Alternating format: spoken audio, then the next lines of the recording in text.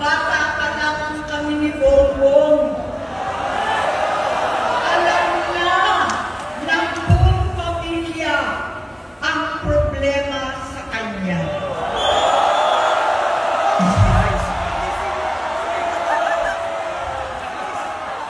Totoo lang, mababasa naman ng lahat ang mga testimonya ng aking ama patungkol sa kanyang ugali at gawain. Noon, dahil may tatay pa kami, hindi ko pa siya responsibilidad. Noong tumatanda, ay mas naging nakakabahala. Batid ko na nagda-drug siya.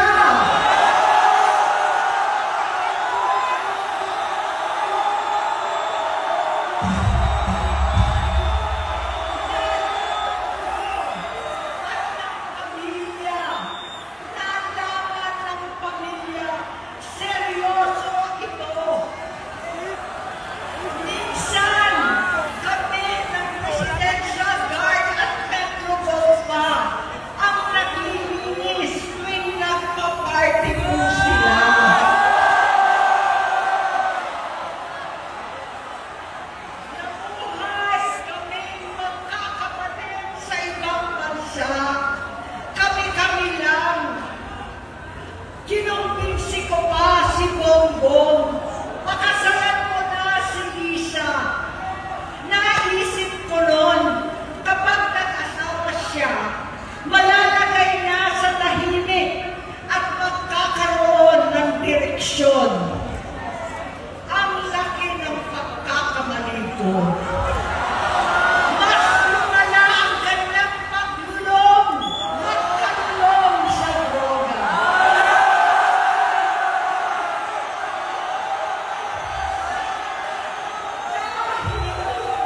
Parehas pa na silang mag-asawa.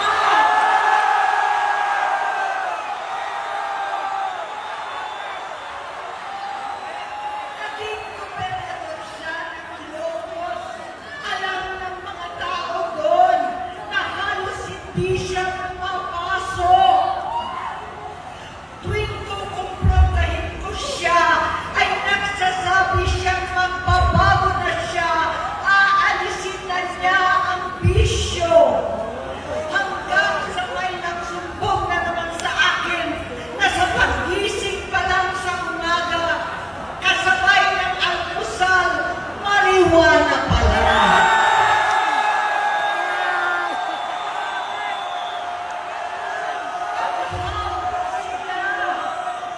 Lahat sila nagiinuman at gumagamit ng cocaine. Kasama ng asawa at barkada.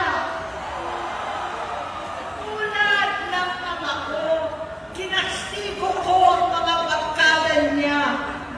Ang nasirang si Bong Dasa, si Edwin Cruz, Inigo, Tony Boy, Sam Anton, alam po ninyo yan. Paano nagre-resign na sa takot ang mga pulis nila at staff dahil sa lumalalang bisyo. Inayos ko sila dahil gusto niyang ituwid ang buhay niya. Gusto niyang mag-vice-presidente.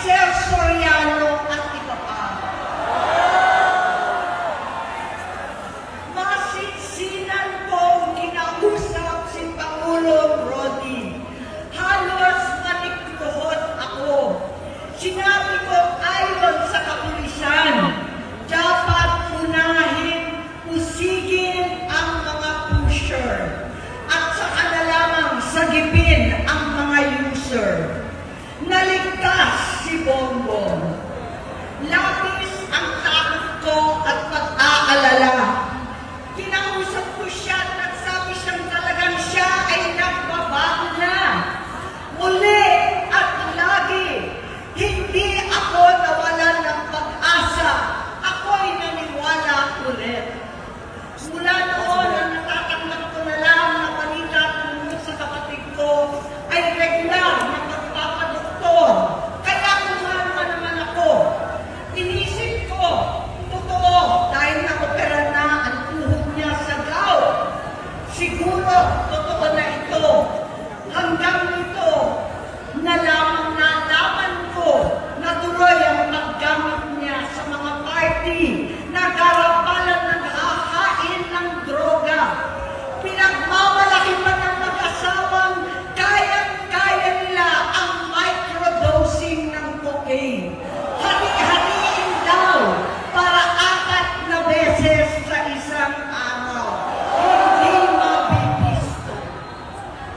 Ang pagpapadoktor, pinalabas nila ang pag-stem cell. Nagpapalit daw ng dugo, nagpapa-blood transfusion.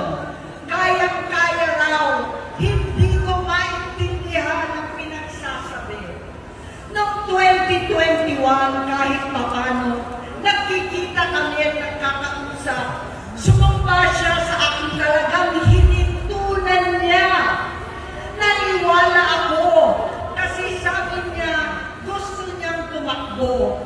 Ang sabi ko, tutulong ako sa abot ng aking makakaya. Ipinakilala ko si Bongbong kay Inday. Naging magkatandem sila. Pagkatapos noon ay biglang hindi na niya ako ulit kilala. Kahit si Inday, nagtataka, bigla ko na itsapwera. Kahit ganon, nangampanya pa ako para sa kanya, kahit si Inday na lang ang aking nakakausap. Hanggang dumating ang 2024 at 2025, yung bisyo niya na ang dahilan ng pagbahak ng korupsyon, kawalang direksyon, at maling-maling mga desisyon. Walang accountability, wala na ang hustisya. Hindi na niya alam ang nangyayari. Hindi na pinapaalam sa kanya ang mga pangyayari. Sinamantala ng mga ito ang paggamit niya ng droga. Kinangkam na nila ang kaban ng bayan habang ang mga dating tumatawag sa amin ng magnanakaw ay nakakita ng pagkakataon sirain ang lahat. Nagagamit na nila si Bongbong para sirain si Inday. Itinutulak pa nila si Bongbong at ang bayan sa bangin para umastang tagapagligtas. Mula sa pagtraidor at pagpapahamak kay VP Inday, sa confidential funds na tutuusin ang galing naman sa opisina ng Pangulo, hanggang sa pagpadukot sa dating Pangulong Duterte para itago na lamang sa ibang bansa.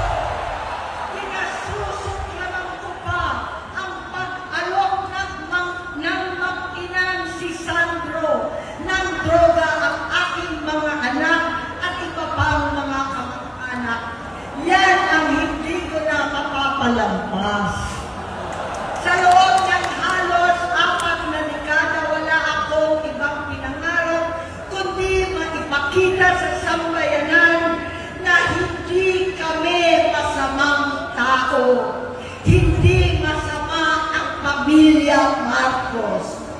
Gusto kong ibangon ang dangal ng aking ama. Sa pamamagitan ng nagpagtatrabaho para sa bayan, sinikap kong maging mabuting gobernador, tinatawan, senador.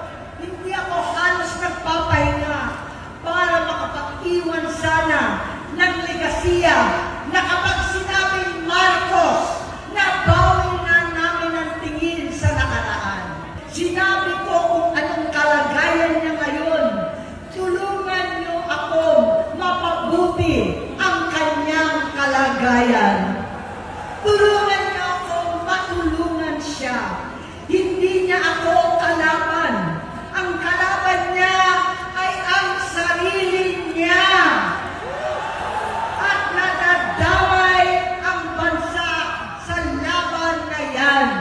Pagkakawatak-watak, patuloy na pamumulitika, pagnanasa sa kapangyarihan ng mga talunan naman.